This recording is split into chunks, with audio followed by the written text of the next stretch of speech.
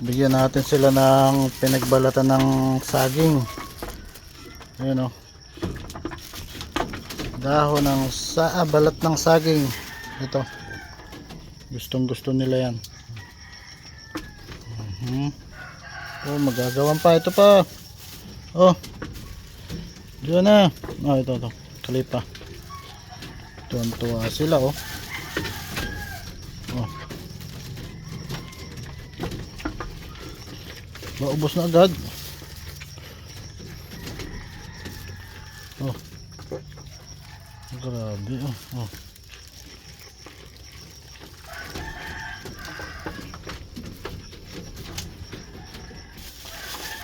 Wait. Oh. Yan, nalaglag. Wait. Oh. Excited naman to si Kalipa eh. Oh.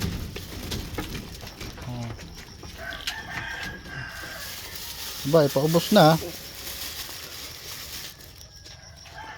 Wala na akong dahon, wala na akong saging.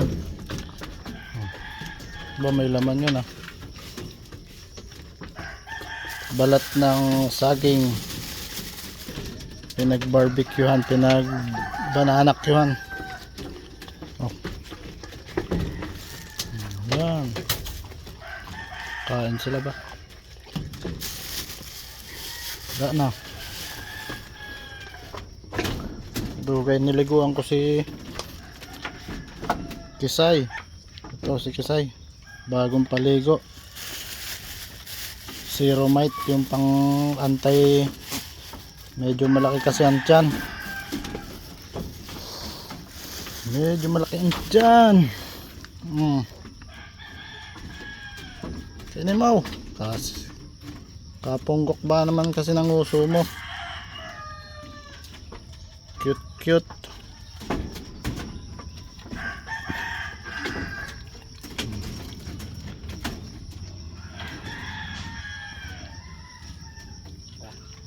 Diliguan ko siya ng Zeromite kay yung pang manok, pang tanggal ng kuto, garapata.